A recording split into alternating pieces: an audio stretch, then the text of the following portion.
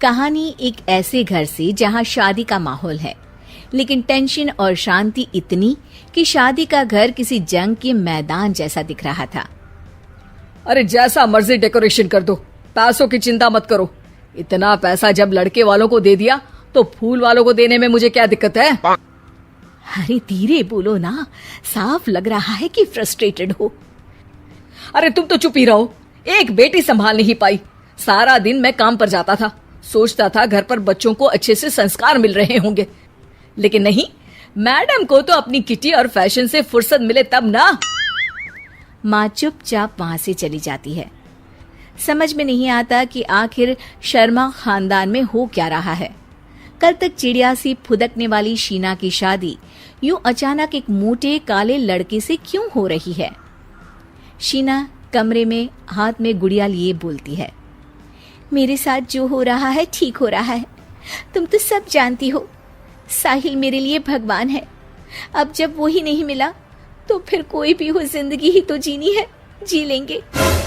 बाहर शीना की बुआ किसी से बात करती है। अरे मोटा नहीं, उसे तो खाते पीते घर का कहते हैं। अब ओबेरॉय का नाम भी किसी को बताने वाली बात है। उनका इकलौता लड़का तो करोड़ों की सामी तो है ही। अरे हमारी शीना बिटिया तो रानी बनेगी, रानी। इन सब के बीच कहीं कोने पर शीना हाथ में मेहंदी सजाए बैठी थी और आंखों में आंसू सजाए। और वो समय भी आ जाता है जब शीना मंडप के नीचे हाथ में वरमाला लिए खड़ी होती है, लेकिन तभी अफरा तफरी मच जाती है। कोई कहता है, अरे लड़के की माँ को हार्ट अटैक आ गया। अरे अच्छी खासी थी, कैसे हो गया? अरे कहते हैं ना, किसी किसी लड़की के पैर अच्छे नहीं होते, हो सकता है कि मनहूस है ये लड़की। शीना पास खड़ी सब सुन रही थी। फिर शीना अपने कमरे में आ जाती है। शादी ये कहकर नहीं होती कि लड़की मनहूस है। अब लगातार शीना के लिए लड़के देखने आते, लेकिन आस पड़ोस या किसी के कहने पर शादी हर बार टूट जाती।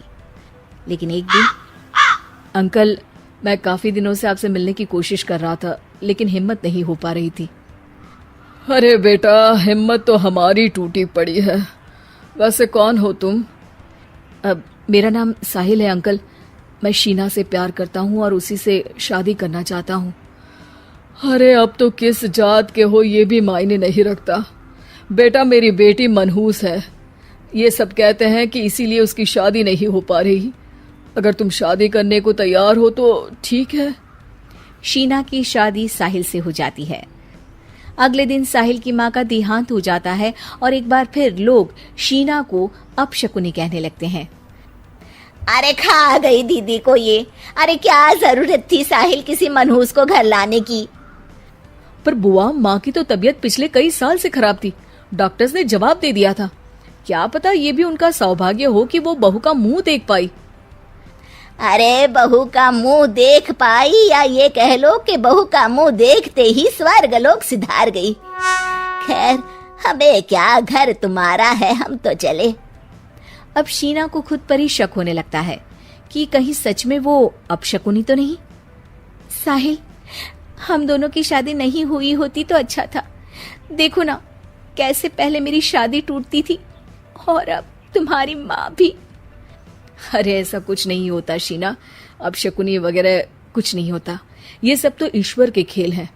वो शादी तुम्हारी इसलिए टूट गई क्योंकि तुमको मेरी पत्नी बनाना था, और माँ का जाना तो तय था। वो काफी बुजुर्ग थी, साथ ही एक ऐसी बीमारी से जूझ रही थी जिसमें डॉक्टर्स भी उन्हें नहीं बचा पाते। शीना साहिल की बात सुनकर तसल्ली कर लेती है और वहां से चली जाती है। अगले दिन, शीना, अरे ओ शीना। क्या हुआ? उफ, कहीं फिर मेरी वजह से कोई नुकसान? अरे नहीं नहीं शीना, तुम जानती हो, जिस प्रॉपर्टी के केस को हम बरसों से लड़ रहे थे उस पर फैसला आ गया, वो भी हमारे हक में। अब हम करोड़पति हो गए शीना। शीना शांत रहती है। अरे क्या हुआ? करोड़ पत्नी बनकर तुमको खुशी नहीं हुई? शीना की आंखों में पानी आ जाता है। चलिए जी, कुछ तो अच्छा हुआ मेरी जिंदगी में आकर आपके साथ। साहिल शीना को गले लगाकर कहता है, मेरी नई नौकरी भी तुम्हारे ही आने से लगी। ये प्रॉपर्टी का केस जीता। सब कुछ तो तुम्हारे आने के बाद ही हुआ, फिर तुम मनहूस कैसे? ये सुनकर शीना खुश हो जाती है।